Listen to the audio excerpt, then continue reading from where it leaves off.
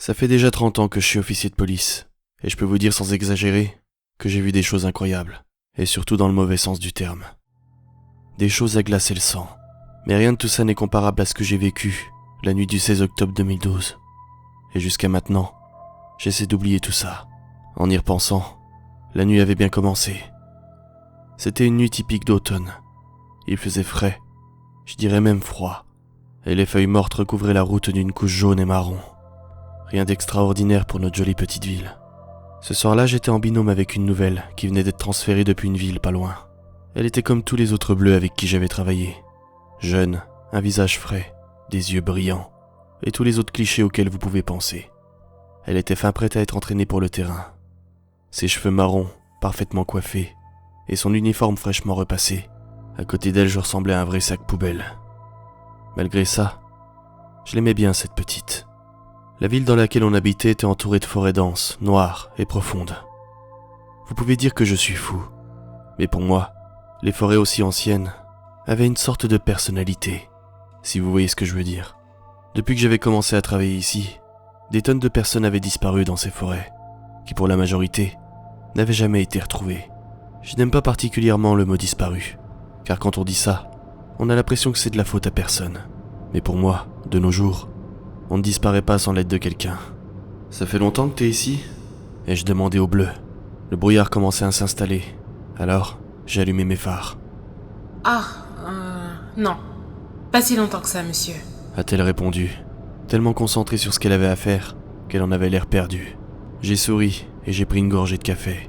Je vous jure que peu importe qui a décidé que l'amertume était quelque chose de mauvais, n'avait jamais pris son café noir. « Arrête avec ces conneries de monsieur, je suis pas si vieux que ça. » Et je dis avec un rire qui s'est transformé en tout. Trop de cigarettes, j'imagine. « Et tu arrives de... » Dallas, monsieur. Je veux dire, juste Dallas. A-t-elle dit en passant sa main nerveusement dans ses cheveux. Ah, Dallas. J'ai entendu dire qu'il fait bon là-bas à cette période de l'année. Ai-je répondu en tournant dans True Lane, avant de me diriger vers les petites routes de Lowgate. C'était ma patrouille routinière. Et tu travaillais dans la brigade des stupes, n'est-ce pas? Oui, mais... Puis elle a fait une pause en essayant de ne pas dire le mot monsieur. 3 ans. J'ai remarqué qu'elle s'est relaxée après ça, et qu'elle a pris le même ton que moi. J'avais entendu parler des sergents et des capitaines de Dallas, et apparemment, ils étaient tous insupportables. Elle a dû se faire engueuler un nombre incalculable de fois pour ressembler à une espèce de Barbie en uniforme de police. Le style composé et soigné n'avait jamais été mon genre. Pour moi, c'était la praticité qui était le plus important, l'efficacité. Et t'es contente de travailler ici? Ai-je demandé. Est-ce que je peux être totalement honnête avec vous? A-t-elle dit, sa voix devenant bizarrement solennelle. Oui, bien sûr. Dis-moi. Je dois avouer que je suis assez... nerveuse. A-t-elle répondu, se tournant vers la vitre, comme si elle avait honte. Ai-je dit en lui tapant de façon réconfortante sur l'épaule. C'est ton premier jour de boulot. Tout le monde est stressé dans ces cas-là. Et personne n'attend de toi que tu sois parfaite. Non, c'est pas à cause de ça. Et c'est à cause de quoi? Et là, elle m'a raconté plusieurs anecdotes sur la ville. Plusieurs affaires étranges et non élucidées. J'ai été étonné par ce qu'elle était en train de me dire. Mais elle a continué. C'est toutes les histoires que j'ai entendues à propos de cette ville. Ah, je vois. Oh, désolée, je voulais pas vous offenser. Oubliez ce que j'ai dit. Non, c'est rien. Tous les gens qui habitent aux alentours en entendent parler. Et je dis en soupirant. J'ai regardé dans mon rétroviseur. Il n'y avait absolument rien derrière nous. Laquelle de ces histoires t'a le plus traumatisé? Les gens qui disparaissent. Les morts mystérieuses. Mais le pire, je crois que c'est toutes les histoires de satanisme. J'ai rigolé doucement, et j'ai soupiré à nouveau. C'est vrai que les histoires de ce genre restent facilement dans les esprits. Mais j'imagine qu'il va falloir attendre encore 100 ans avant de revoir un cas de satanisme par ici. Ce qui est arrivé à ces chèvres a peut-être été causé par des animaux. Mais c'est sûr que ce qui est arrivé à cette petite fille, il y a des années, est vraiment très horrible. Mais ça veut pas dire que le diable ou quoi que ce soit d'autre ait à faire avec ça. La petite fille? A-t-elle demandé. J'arrivais à entendre la nervosité dans sa voix. Ah, tu n'en as pas entendu parler. Je détestais cette histoire. En 1965, la petite Marie Hathaway s'était aventurée dans les bois. Elle n'est pas rentrée à la maison. Et après un long moment de recherche, elle a été retrouvée éventrée, de la gorge jusqu'en bas du ventre. La nouvelle s'est tournée vers la fenêtre. J'imagine qu'elle ne voulait pas que je voie le dégoût sur son visage, et je comprenais pourquoi. On a conduit en silence pendant un petit moment. L'atmosphère à l'intérieur comme à l'extérieur de la voiture était pesante. Dehors, les branches des arbres semblaient s'approcher de plus en plus de la voiture, comme si elles étaient désespérées de ne pas avoir de compagnie. J'ai eu l'impression que ça l'effrayait, car elle s'éloignait de la fenêtre. Il y a des gens dans la forêt. A-t-elle dit, comme si elle était persuadée de chaque mot qu'elle prononçait. Il y a beaucoup de gens. Quoi ? Ai-je demandé incrédule. Non, sérieusement, je vois des gens. Ils portent des manteaux avec des capuches. Des espèces de capes. Ils sont si nombreux. On dirait des ombres derrière les arbres. Je crois qu'ils nous regardent. Soudainement, j'ai vu quelque chose sur la route, et j'ai freiné si brusquement que j'aurais pu nous faire le coup du lapin à tous les deux. On a été projetés en avant, moi vers le volant, et la nouvelle vers le tableau de bord. Honnêtement, c'était un miracle que les airbags ne se soient pas déployés. Putain, mais pourquoi vous vous êtes arrêtés ? A-t-elle aboyé avant de se rendre compte que c'était de l'insubordination. Parce qu'il y avait quelque chose sur la putain de route, voilà pourquoi. Ai-je grogné en détachant ma ceinture pour sortir et voir ce qui se passait dehors. Je n'ai pas prêté attention à elle, qui me reparlait de nouveau de ces gens qui se cachaient soi-disant dans les bois. Elle était effrayée, et elle ne savait même pas de quoi elle parlait. Ne sortez pas ! A-t-elle sifflé les dents serrées ? J'arrivais à voir la peur dans ses yeux écarquillés. Écoute, petite, ce n'est pas grave d'avoir peur. Ai-je répondu en me penchant vers elle. Mais la peur, c'est comme la foi. Tu dois l'investir dans les bonnes choses. Maintenant, descends de la voiture. C'est plus sûr de rester groupé, tu ne trouves pas ? 2 têtes pour réfléchir, et 2 flingues pour agir. Elle a acquiescé, et est sortie brusquement de la voiture, une main posée sur son arme. On a avancé vers ce que j'avais vu par terre, et la seule chose qui nous éclairait, c'était les phares de ma voiture, qui perçaient avec difficulté à travers le brouillard. Est-ce que c'est... un cerf ? Apparemment oui. La carcasse brisée et peu attrayante qui se présentait devant nous avait l'air d'être celle d'un jeune cerf qui ne devait pas avoir plus de 10 ans. Le cerf avait la gorge tranchée, d'oreille à oreille, ce qui lui donnait une espèce de sourire macabre dans sa fourrure ensanglantée. Le sang avait l'air séché. Il ne venait pas de mourir. Il a quoi sur le côté ? A-t-elle dit en allumant sa lampe torche, en la dirigeant vers le torse du cerf. On dirait des runes ou... des espèces de hiéroglyphes. Quelqu'un avait gravé des symboles sur le flanc du cerf, ce qui avait saturé sa fourrure de sang séché. Les seules fois où le sang n'a pas l'air d'être marron quand il est sec, c'est quand il est sur quelque chose de la même couleur. Non, c'est pas possible. C'est du satanisme. Hé, calme-toi petite. C'est sûrement un groupe de jeunes qui essaient de nous faire une mauvaise blague. Ils font toujours de sales blagues de ce type, vu que c'est bientôt Halloween. Mais comment est-ce que vous pouvez dire ça ? A-t-elle crié, en me regardant pour être bien sûre qu'elle avait mon attention. Ça commence par un cerf et puis après c'est... Tout à coup, le silence de la nuit a été perturbé par des sanglots. C'étaient des pleurs humains, et ils semblaient très jeunes. C'est une petite fille. La nouvelle était comme figée, alors que la petite fille est apparue dans le brouillard et s'est avancée vers la lumière de nos phares. Elle était jeune, environ 9 ans, et elle portait une robe en soie blanche qui n'avait pas l'air de lui appartenir. En la regardant, elle avait l'air blessée, très certainement mal nourrie, et les bleus qu'elle avait autour du poignet montraient qu'elle avait été gardée en captivité. « Aidez-moi » a-t-elle murmuré entre 2 sanglots.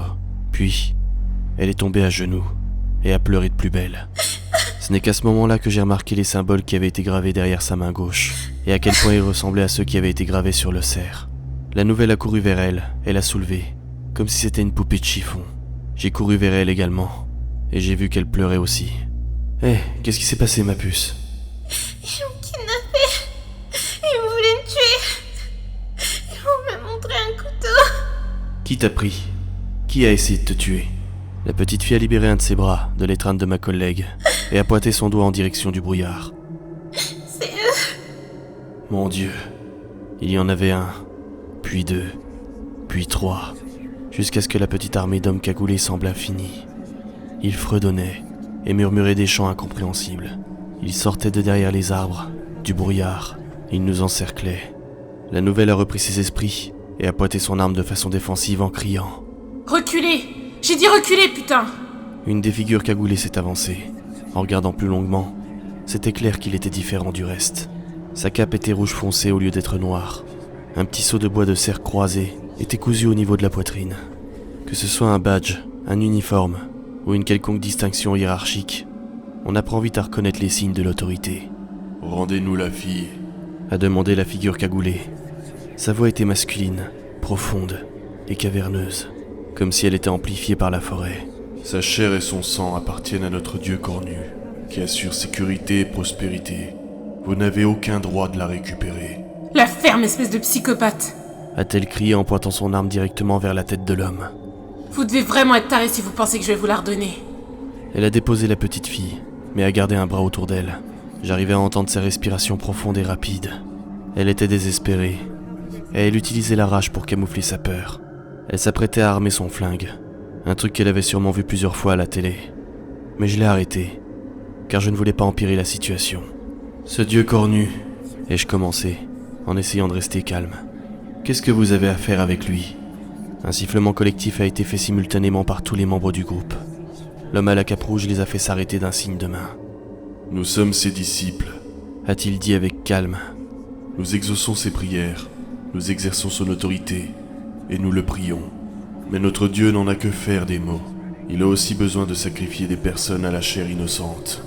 J'ai regardé la petite nouvelle, qui avait l'air d'essayer de me faire passer un message. J'avais l'impression qu'elle essayait de me dire de continuer à le faire parler, et je voyais bien qu'elle avait le doigt sur la gâchette. « Et combien de sacrifices comptez-vous faire à votre Dieu ?» ai-je demandé au leader. Il a répondu. « Autant que nous le pouvons. » J'ai soupiré, et j'ai retiré mon arme de son étui. Puis, j'ai posé mon doigt sur la gâchette. « Je suis désolé que ça t'arrive dès ton premier soir, petite. » ai-je dit à la nouvelle qui s'est soudainement mise à me regarder avec confusion. Et avant qu'elle ne puisse dire quoi que ce soit, j'ai levé mon pistolet et je lui ai tiré dans le ventre. La petite fille a crié. Elle s'est effondrée sur le sol, en sanglotant. J'ai tiré de nouveau, mais cette fois-ci, c'était dans la tête. Du sang et des bouts de crâne se sont répandus sur le sol. La petite fille criait de plus belle. Quel gâchis, ai-je dit en soupirant. Je l'aimais bien cette petite. Elle était vraiment sympathique. Le leader et ses acolytes se sont mis à encercler le corps de mon ancienne collègue et de la petite fille. Sa chair fera un sacrifice de choix pour notre Dieu. Vous commencez à devenir ingérable, les ai-je grondés en les regardant les uns après les autres. Si vous ne l'aviez pas laissé s'échapper, je n'aurais jamais eu à lui tirer dessus. Notre Dieu fonctionne de façon mystérieuse, mon enfant, a dit l'homme cagoulé, alors que la petite fille était traînée.